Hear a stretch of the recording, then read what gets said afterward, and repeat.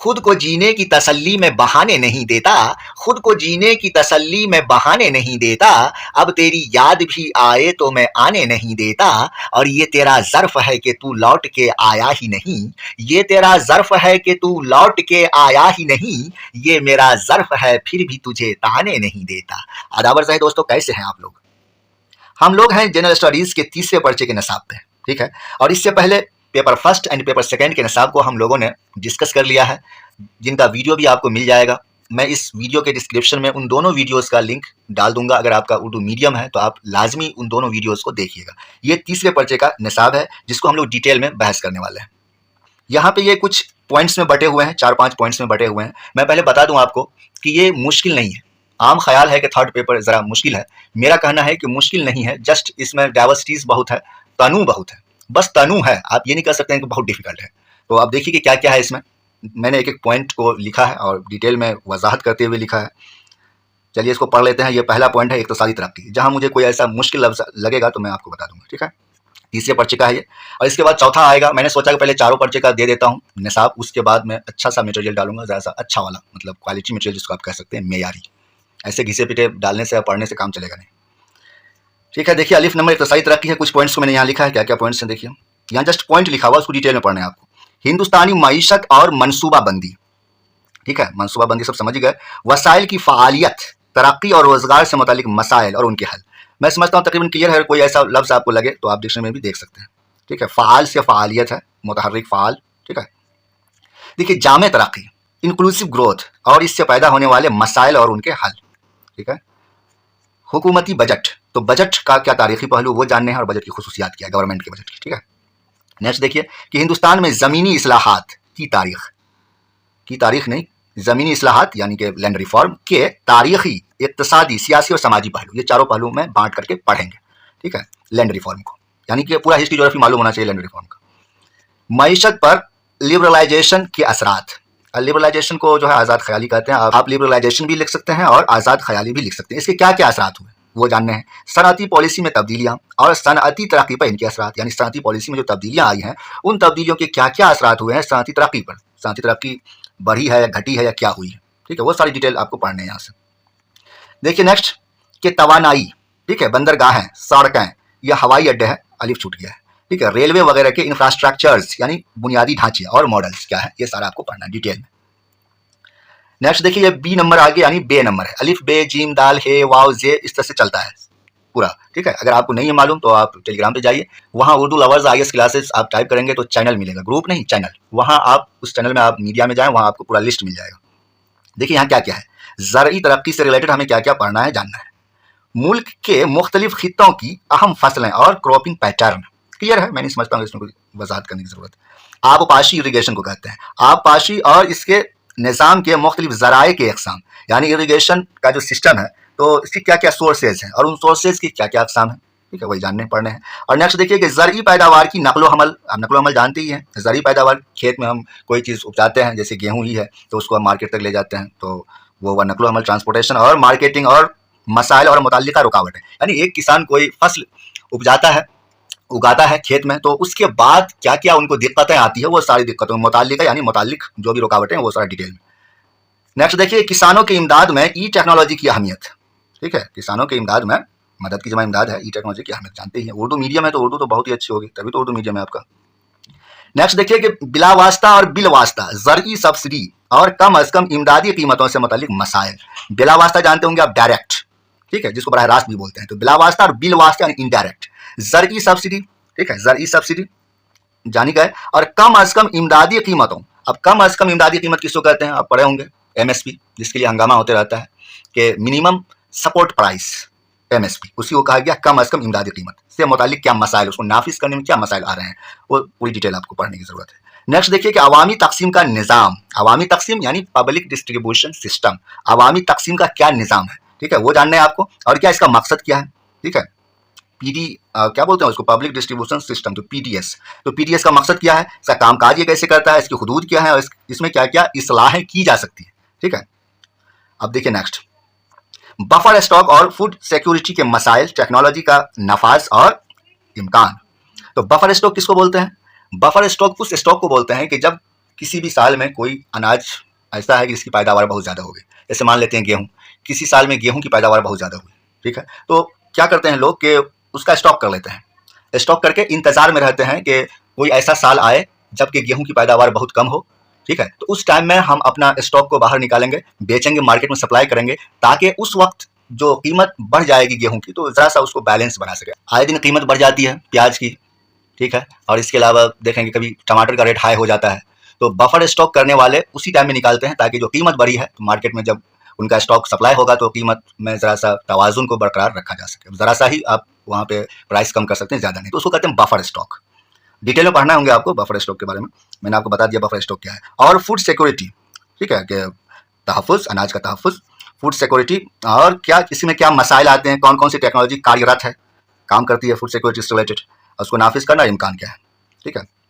जानवरों की परवरिश की माशियात, ठीक है, जानवरों की परवरिश की माशियात भी आपको पढ़ना है क्योंकि बहुत सारे लोगों का तो पेशा ही यही है और ज़रूरी भी है, गवर्नमेंट इसके लिए बहुत सारी पॉलिसीज़ भी बना रही है।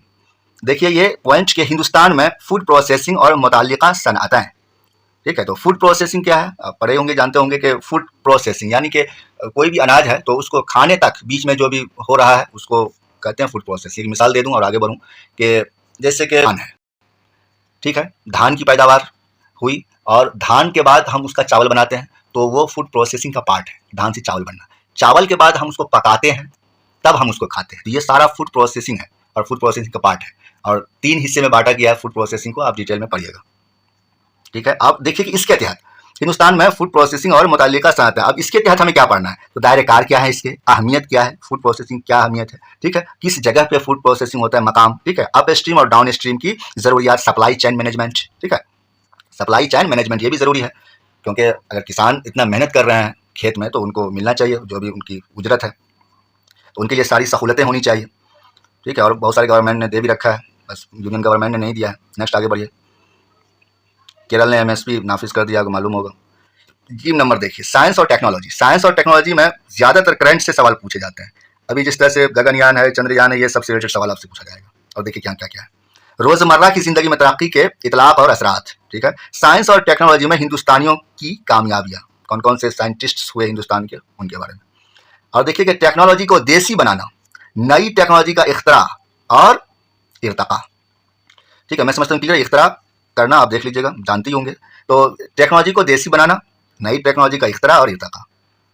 नेक्स्ट देखिए, आईटी, खला, खला कहते हैं स्पेस को, कंप्यूटर, रोबोटिक्स, ठीक है, नैनो टेक्नोलॉजी और मुताल्लिका शोबों में आगाही। नैनो टेक्नोलॉजी के बाद ग्रीन टेक्नोलॉजी भी आ गया, ठीक है, तो ये सारे से मुताल्लिक आपको जानकारी लेने होंगे, मुताल्लिका मतलब इससे रिलेटेड शोबों में आगाही।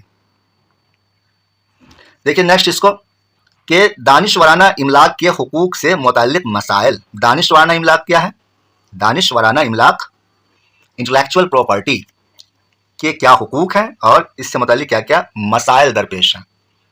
अब मसाइल आप जानेंगे तो इसका हल भी होगा, यहाँ पे हल भी आपको जानना है क्योंकि इस तरह सीधा सवाल बन जाएगा ना, सीधा यही सवाल बना लीजिए आप, सीधा सवाल बन जाएगा कि दानिशवराना इमलाक क्या है ना, इंटेलेक्चुअल प्रॉपर्टी को डिफाइन करते हुए इसके इसमें दरपेश मसाइल और हल को आप डिस्कस करें, इस तरह से सवाल बन जाएगा यहीं से। अब देखिए दाल नंबर, हयातियाती तनु और माहौलियात, है ना, हयातियाती तनु बायोडाइवर्सिटी और माहौलियात यानी इन्वायरमेंट। अब ये दोनों एक ही जगह दिया हुआ है तो ये भी दोनों के लिए है, तहफ़्फ़ुज़ दोनों के लिए, हयातियाती तनु का तहफ़्फ़ुज़ ज़रूरी है और आप पढ़े होंगे कि बहुत पहले से ही जो है कानून बनाए जा रहे हैं इसके लिए, 1986 या उसी टाइम से, ठीक है। तो जो है अब ये आप एक सवाल में पूछ लो यहाँ से, कमेंट बॉक्स में आप लिखें कि हयातियाती तनु सबसे ज़्यादा कहाँ पाए जाते हैं, हिंदुस्तान में कितने ऐसे पॉइंट्स हैं, कितने ऐसे मकामात हैं जहाँ के सबसे ज़्यादा हयातियाती तनु है, ठीक है। नेक्स्ट देखिए, हे नंबर, आफत नागहानी की रोकथाम, डिज़ास्टर मैनेजमेंट, आप यहाँ डिज़ास्टर मैनेजमेंट भी लिख सकते हैं। अब क्या है कि इसकी तारीफ हमें पहले जानना है, डिज़ास्टर मैनेजमेंट कहते किसको है, आफत नागहानी किसको कहेंगे, इसकी कितने अक़साम है ना, मुख्तलिफ आफात के माबैन तफरीक, ठीक है, तफरीक फ़र्क। नेक्स्ट देखिए, डिज़ास्टर मैनेजमेंट साइकिल, ठीक है, डिज़ास्टर मैनेजमेंट एक्शन प्लान। अब ये सारी चीज़ें जो आप देख रहे हैं कि इंग्लिश के वर्ड्स आए हुए हैं तो बिल्कुल आप लिखिए इंग्लिश के वर्ड्स, कोई दिक्कत नहीं है और बहुत ज़्यादा नहीं डालने हैं, ठीक है, और इंग्लिश के वर्ड्स आप उर्दू में बड़ी आसानी से लिख सकते हैं और उर्दू की तो ख़ास बात ही यही है, आप जो है एदारिया पढ़िए, एडिटोरियल पेज पढ़िए, आप उर्दू न्यूज़पेपर का आप देखिए वो किस तरह की ज़बान है, वहाँ बहुत सारे वर्ड्स आते हैं इंग्लिश के, एक लाइन में 5-7 इंग्लिश के वर्ड्स होते हैं, वैसा ही लिखना है, वैसी ही ज़बान होनी चाहिए। और इसके अलावा क्या एक्ट, क्या क्या कवानीन है, ये सब मैकेनिज्म क्या है, ये सारी डिटेल आपको इसके बारे में जानना है। हिंदुस्तान में डिजास्टर और डिजास्टर मैनेजमेंट, ये अलग से पॉइंट है। दाखिली सलामती, ठीक है, इंटरनल सिक्योरिटी, इंतहा पसंदी की तरक्की और फैलाव के दरमियान रवाबित, ठीक है। अब डिटेल में पढ़ना है, यहाँ मैं अगर बोलने लग जाऊंगा तो वीडियो बहुत लंबा हो जाएगा, ठीक है। आप जो है पढ़ना होगा, ये किताबें आपको मिल जाएंगी, आपको मैं किताबें दे रहा हूँ उर्दू में, आप पढ़ लीजिएगा वहाँ, जैसा मैंने बताया आपको कि UPSC Urdu optional Telegram group के फाइल सेक्शन में जाएंगे, वहाँ आपको बहुत सारी किताबें पीडीएफ बनी हुई मिल जाएगी। देखिए, दाखिली सलामती को दरपेश चैलेंजेस पैदा करने में बैरूनी रियासती और गैर रियासती अनासर की किरदार। दाखिली सलामती को दरपेश चैलेंजेस पैदा करने में, यानी कि दाखिली सलामती में जो भी चैलेंजेस बन रहे हैं, पैदा हो रहे हैं, उन चैलेंजेस में बैरूनी रियासत और गैर रियासती अनासर की क्या क्या किरदार है, ठीक है। ये लोग किस तरह से जो है चैलेंजेस क्रिएट कर रहे हैं दाखिली सलामती में। मवासलाती नेटवर्क्स के जरिए दाखिली सलामती को दरपेश चैलेंजेस, ठीक है। अब मवासलाती आप जान ही रहे हैं, कई बार बता चुका हूँ, आगे बढ़ते हैं, ठीक है। दाखिली सलामती के चैलेंजों में मीडिया और सोशल नेटवर्किंग साइंस के किरदार। आसान है, और मतलब आपको पढ़ने पड़ेंगे, प्रैक्टिस करना पड़ेगा, लिखने की आसान कुछ भी नहीं है दुनिया में, आसान कुछ भी नहीं है दुनिया में, सबों का ताल्लुक पढ़ने से, मेहनत करने से। बार बार लिखने की प्रैक्टिस करिए, एकदम आसान हो जाएगा। खत्म हो रहा है, अब थोड़ा सा है बच गया। देखिए, साइबर सिक्योरिटी की बुनियादी बातें, मनी लॉन्ड्रिंग और इसकी रोकथाम, ठीक है। सरहदी इलाकों में सिक्योरिटी चैलेंजेस और इनके इंतजामात। क्लियर है, कोई ऐसा मुश्किल लफ्ज़ तो आ नहीं रहा है। मुनज़्ज़म जराइम का दहशतगर्दी से ताल्लुक़, और आखिर में मुख्तलिफ सिक्योरिटी फोर्सेस, एजेंसियाँ और इनके मैंडेट, ठीक है। अब मैंडेट क्या है, आप मैंडेट से फरमान भी कह सकते हैं, या फरमान भी लिख सकते हैं, कोई ये नहीं, फरमान, मैंडेट लफ्ज़ से मैंडेटरी बना है ना। तो ये खत्म हो गया दोस्तों, ठीक है, ख़त्मशुदा या ख़त्मशुद। और इसको आप देख लीजिएगा और एक एक पॉइंट को निकाल करके पढ़ना शुरू कर दीजिए आराम से, और क्वेश्चन आंसर अभी से करना शुरू कर दीजिए, ठीक है। क्वेश्चन आंसर पर ज़्यादा फोकस करना है, पढ़ने से कहीं ज़्यादा फोकस क्वेश्चन आंसर पर करना है। हाथ को बीमारी हो जाए लिखने की, कि पेन पकड़े और अपने आप चालू हो जाए, इस हद तक आपको लिखने की प्रैक्टिस करनी है, ठीक है। तो चलिए, आप खुश रहिए, मिलते हैं किसी दिन, और 4th नंबर का जो जीएस है उसका भी डाल देंगे, फिर ये होगा कि चारों का सिलेबस हो जाएगा, फिर उसके बाद स्टार्ट करेंगे, ठीक है। जो इससे रिलेटेड स्टडी मटेरियल से फर्स्ट मैंने कुछ डाला था, बट उसका मेयार उतना अच्छा नहीं है, तो मैं और भी ज़्यादा अच्छा बना के डालूंगा उर्दू मीडियम वाले के लिए, ठीक है। चलिए फिर ठीक है, मिलते हैं नए वीडियो में, और अपना बहुत सारा ख्याल रखिए। और मैं एक बात आखिर में बता दूं, आज लास्ट डेट था यूपीएससी उर्दू ऑप्शनल के पेड कोर्स में एडमिशन लेने का, ठीक है। तो मैं 2 रोज़ और डेट बढ़ा रहा हूँ एडमिशन का, सैटरडे और संडे 2 रोज़ और एडमिशन होंगे। आप लोगों में से जो लोग भी इंटरेस्टेड हो एडमिशन ले सकते हैं। इसके बाद मैं यूपीएससी उर्दू ऑप्शनल पर कोई वीडियो नहीं बना रहा हूँ, क्योंकि मैं अब जीएस पर काम करूँगा, जीएस पर मेहनत करूँगा, जीएस से रिलेटेड वीडियोज़ आएंगे, ठीक है। रखते हैं, अल्लाह हाफिज़।